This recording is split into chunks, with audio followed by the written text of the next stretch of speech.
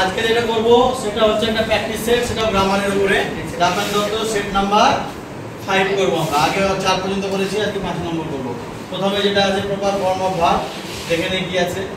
দেখ কি বলছে, এ গ্রুপ অফ বয়েজ, তিনটা অপশন দেওয়া আছে, তিনটার মধ্যে টেন্স অনুযায়ী আমাদেরকে বেছে নিতে হবে। কি বলছে, group of boys swim swam were swimming in the পুল।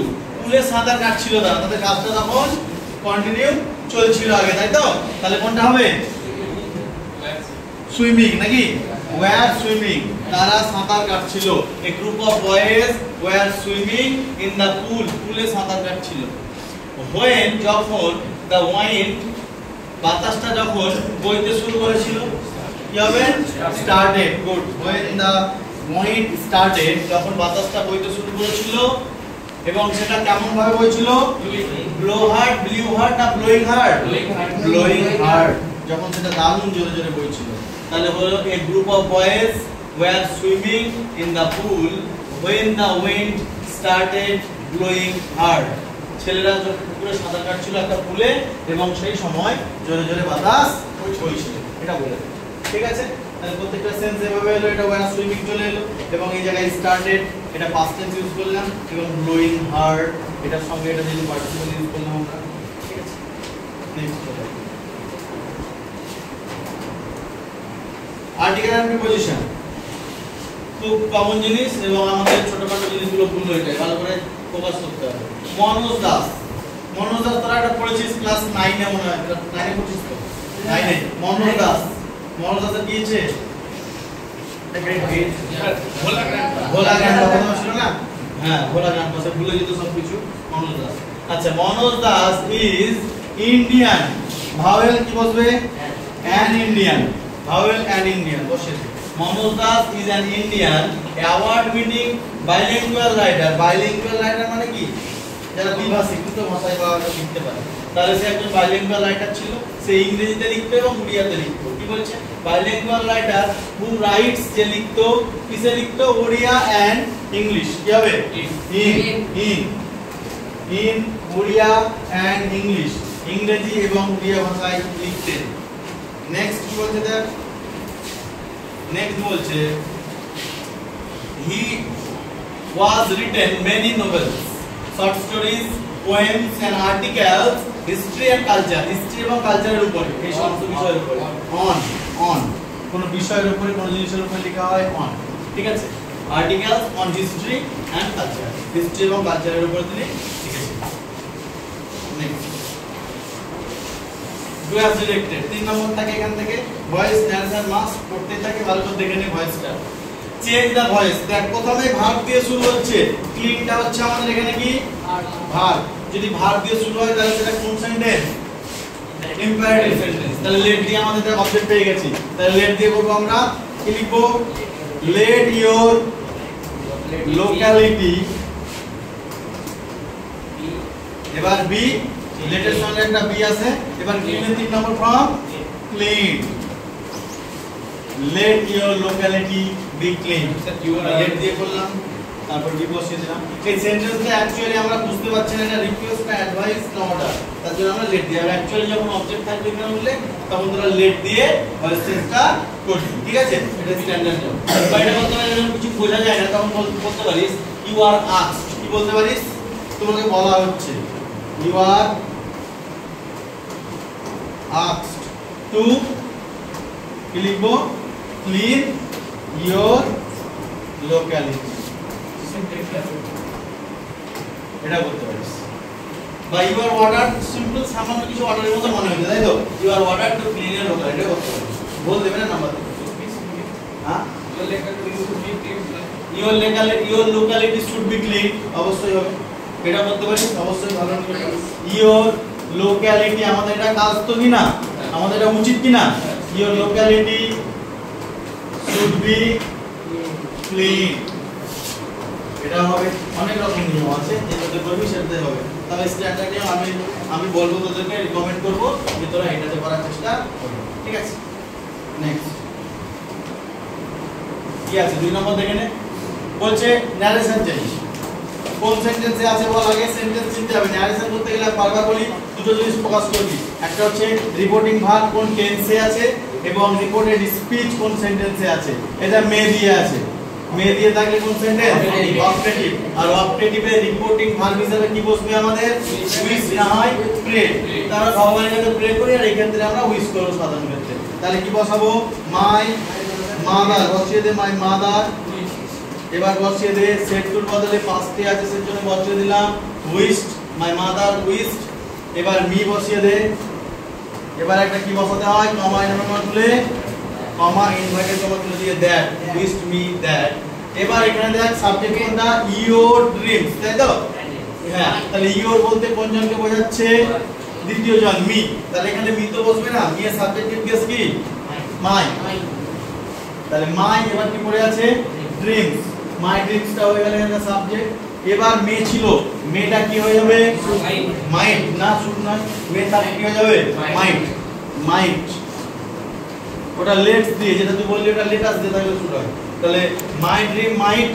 এবার ভার্ব কি পড়ে আছে কাম ট্রু, কাম ট্রু।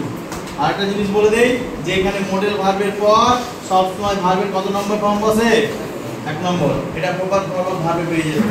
তাহলে my mother wished me that my dreams might come true, ঠিক আছে?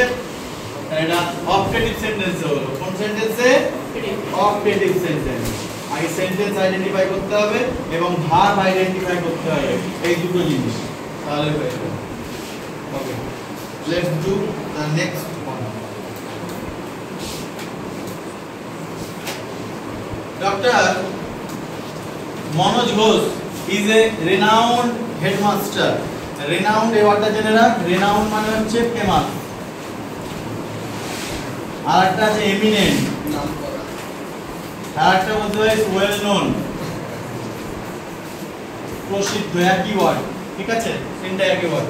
তাহলে Manoj, doctor Manoj Ghosh is a renowned headmaster. His name is spread in locality. এটা বলেছে রিলেটিভ ক্লজ।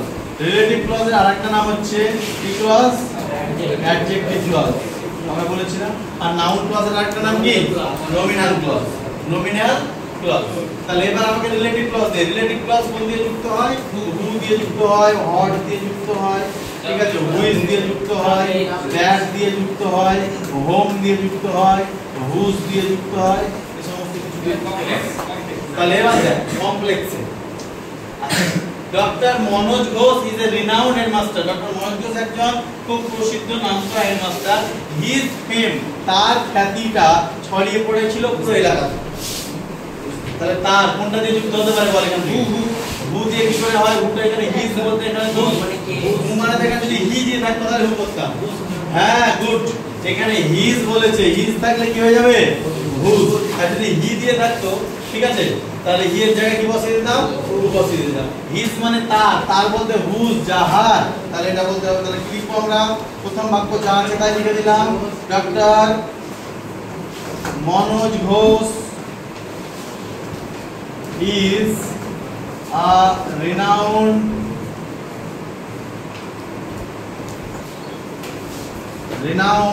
headmaster.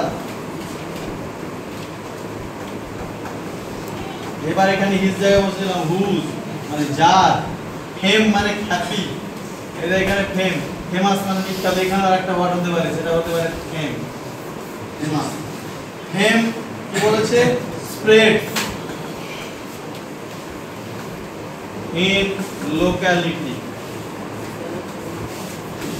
কিছু নাই, শুধুমাত্র হিজের জায়গায় বসিয়ে দিলাম আমরা হুজ, হয়ে গেল।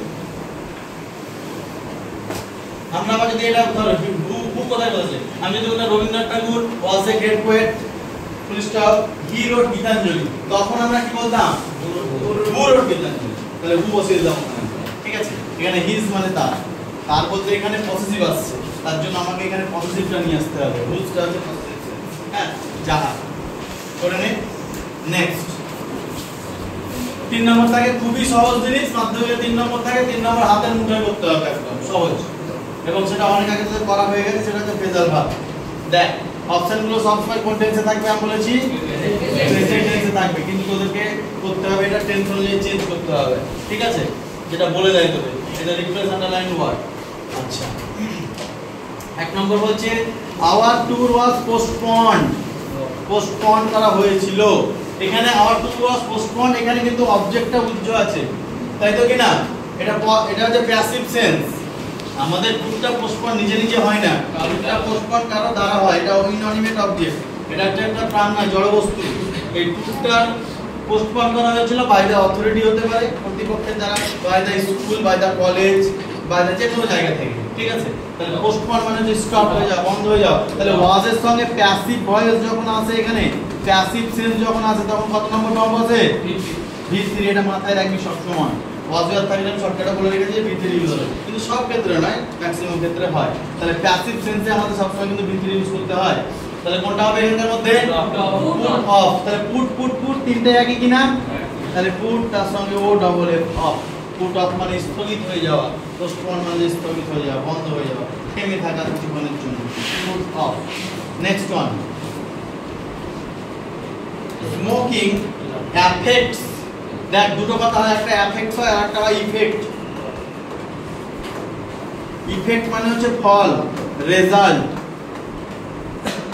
আর অ্যাফেক্ট মানে হচ্ছে কারো ক্ষতি করা, তাই তো কি না? কারো ক্ষতি করা। তাহলে স্মোকিং অ্যাফেক্টস আওয়ার হেলথ, আমাদের শরীরের ক্ষতি করে স্মোকিংটা। তাহলে অ্যাফেক্টস ভার্বের সঙ্গে কি যুক্ত আছে? এস বাই এস যুক্ত আছে, থার্ড পারসন। সেহেতু আমরা এখান থেকে অপশন কোনটা হবে? হ্যাঁ, টেল আপন। কিন্তু আমরা টেল করব না, কি করব? টেলস আপন, মানে ক্ষতি করা। হয়ে গেল, যেহেতু ভার্বের সঙ্গে এসেছিল এটা বসিয়ে দিলাম। নেক্সট চলে লাস্ট আরেকটা আছে এখানে আমাদের 3 নম্বরে। কি বলছে এখানে? Doctor Sourin Bose diet last year. Diet মানে মারা যাওয়া, এটা পাস্ট আছে, যেহেতু ডায়েটটা V2 আছে, তাহলে এটা হবে পাস্ট হবে। কিন্তু উত্তর কি করব আমরা? পাস্ট হবে। যেরকম টেন্সের সেন্স থাকবে আমাকে অ্যানসারটা কিন্তু সেই সেন্সে করতে হবে। Thank you. এই ছিল আজকে।